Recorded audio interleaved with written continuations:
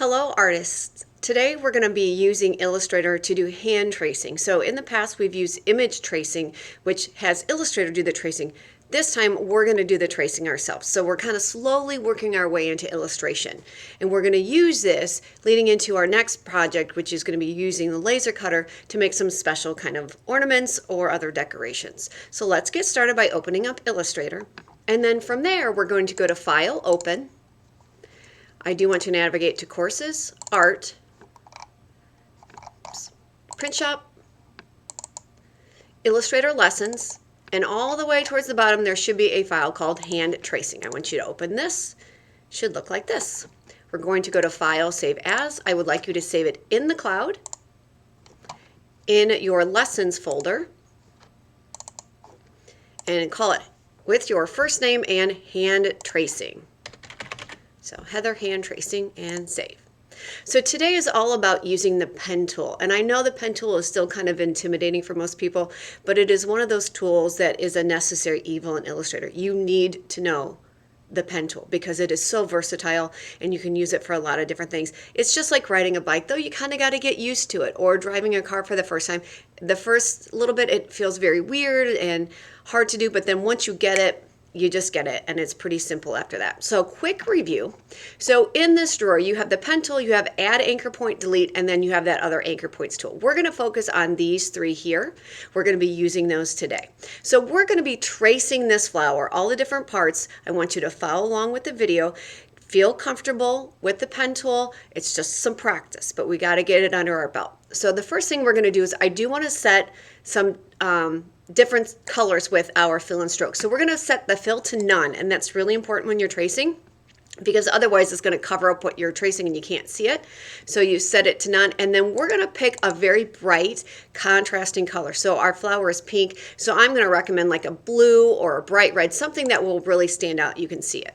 All right, so from there we're going to just go ahead and we're going to go around this top edge of the flower. Okay, you could trace a bunch of different ways. You could trace each petal individually, or you could do your line work differently, but we're going to go around the outside and then we're going to go back in and do the inside details. All right, so we're going to start here in this top, or this left side of the flower, and we're going to first set. So remember, as a review, if you just click, it's going to connect those as a straight point. Now, to be fair, if you bunch a little straight lines, you can make it look like a curve. But if you want to use fewer lines, you are going to have to set curved anchor points. So remember, all you're doing is connecting the dots basically with the pen tool. If you click, it's a straight line. If you click and drag in a direction like steering a car, it's going to curve that line. So if I want to curve my line, I need to tell it which way to go. So I'm going to click and drag a little bit so you can see the handlebars. That's telling me the direction. It's kind of turning the wheels. It's going to go in that direction. And then again, you just kind of click and drag. My piece of advice is you kind of want to click and drag along the edge of your flower. So you can go as slow as you want. You can make as many curves as you want. So I'm clicking and dragging, kind of tracing our flower. You might need to go a little bit slower. I'm going to really speed up now just because I want to get through this kind of quickly. You will probably need a lot more time. So mine's going to be a little bit sloppier than yours should be.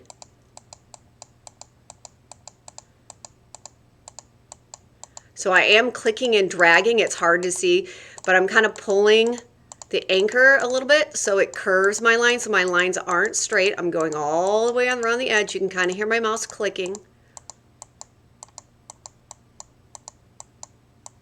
You can see the handlebars kind of growing out, but I'm setting a lot of points. I tell students it's a lot easier in the beginning when you're first learning how to use the pen tool to click and drag a lot of points. When you get more experience, you can use fewer points because you have more control. All right, to end your path, you must click on that first anchor point again. If you've closed it, if I move my cursor now, I don't get any more lines. If it doesn't close, you need to select a different tool to close it. All right, so let's go ahead and deselect that object. All right, so stop the video and finish your flower now. All right, so now we're going to fine tune this. Remember, we're just talking about tracing. So again, you could have done each petal individually. That might be, depending on what you're going to be doing later, that might be beneficial. But I know going into this next lesson, you're going to want to do an outline and then go back in and do your details. And you'll discover why in the next video. But for now, we're just practicing outline. The next thing we're going to do before we go any further is we're actually going to lock the background image. So I want you to click with your selection tool. I want you to click on the background image. So just so you can see that I've got that background image selected. So see, I can tell my anchor points are on that square. And then we're going to go up to Object, Lock, Selection. What this does is it makes it so I can't accidentally move my flower picture. All right, so stop the video and lock the flower image now. All right, so now that it's locked, let's zoom in on the left side of our flower. And we're going to fine tune this line here. So this is a bit of a review. So you need to first click to activate that path that you've created. And to alter it, there's a couple different ways you can alter it. So we know that with a regular selection tool, all I can do is really make major changes. I can make it bigger, smaller, I can change the proportions. But if I want to move anchor points, I have to use my direct selection tool, which is that white arrow. Once I do, you should get all of your little anchor points show up. And you might need to even zoom in a little bit more. I'm going to really zoom in so you can see it.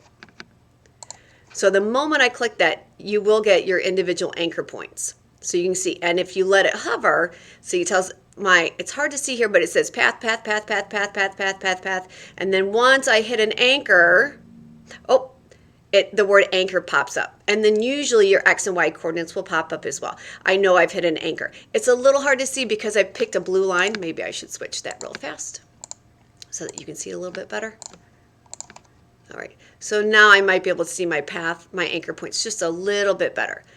To activate an anchor point, you must double click and you can move your anchor points. Let me find one of my anchor points here. Oh, there we go.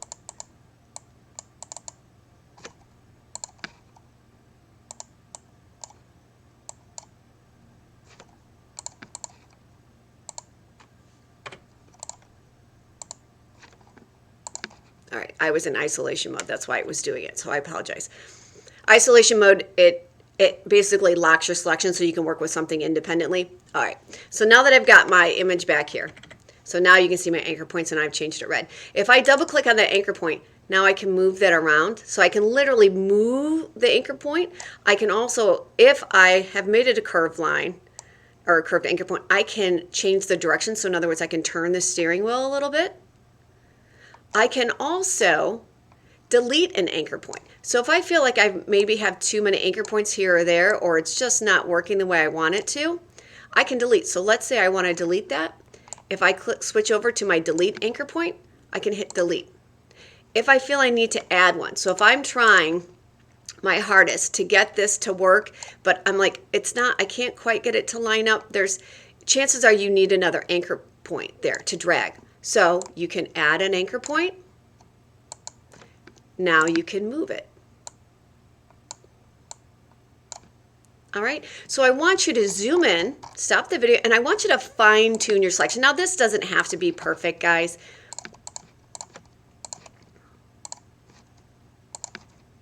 But I want you to try to make your path here around the edge of your flower as good as you can. So stop the video now. All right, so now that you have a nice outline and you fine-tuned it with the direct selection tool, we're gonna lock this one too because we don't wanna accidentally grab on it. So we're gonna go to Object, Lock Selection. All right, so now I can't grab that other line. And we're gonna now do the lines that come in from the edges. So in other words, we're tracing these. We're going to grab our pen tool, and this, you probably can maybe do a fewer anchor points. Now, because these are open-ended paths, in other words, it's not a closed-in shape, you have to manually close this path because you can see right now it's still open. Like if I click somewhere, it's going to add another anchor point. If I want to stop adding anchor points, the easiest way is to just click on your selection tool at the top. All right? So what I'd like you to do is with your pen tool, see if you can use fewer points to make your lines that go around the flower. Stop the video and do that now. All right, welcome back. You're seeing me finish mine up. Hopefully you got yours to work. Finishing my last one here. So you can see I'm basically just pulling in the direction that that line's going. If I want to be super creative and I want to add some extra lines in here, I can do that. So if I want to do some of the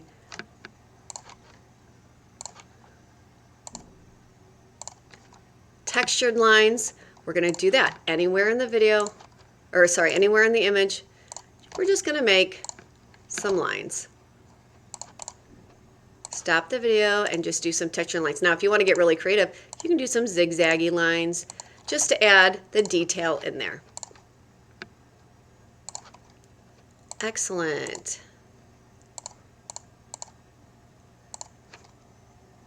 You see me work really fast. You can speed ahead if you wish.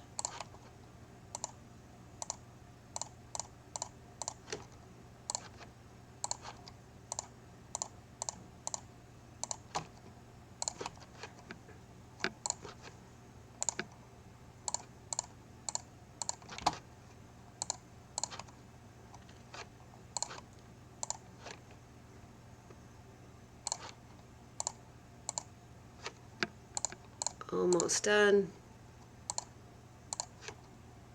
And we'll do one more for good measure. All right, so now we've got some detail work there. We've got the outlines. Now we're going to go ahead and work on the center. There's a couple ways you can do the center, but we're going to switch tools because it wouldn't make sense to continue using the pen tool when I just want to make a bunch of little circles. So in this case, what I want you to do is we're going to grab the ellipse tool. Again, I want you to leave the same setting, so no fill, and I want you to have a contrasting color outline, and I just want you to click and drag. I'm just being really free with mine. I'm not making sure they're right on. You can add as few or as many as you want. You can overlap them. You can make some bigger, smaller, but go ahead and stop the video and add some circles now.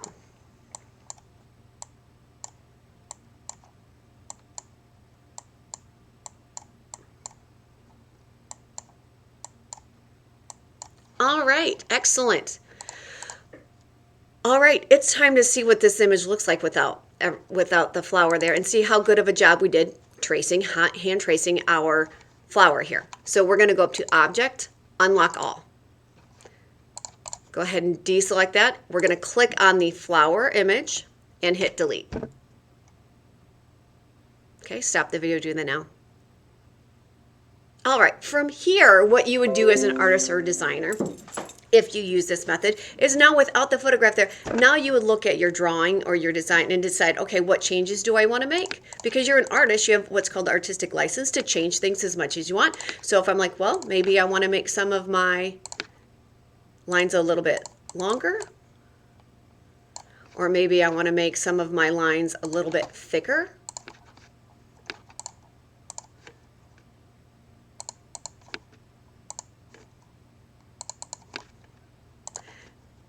Because I want you to keep this a simple outline. I don't want you to fill in any shapes. That's going to be really important for this next big unit.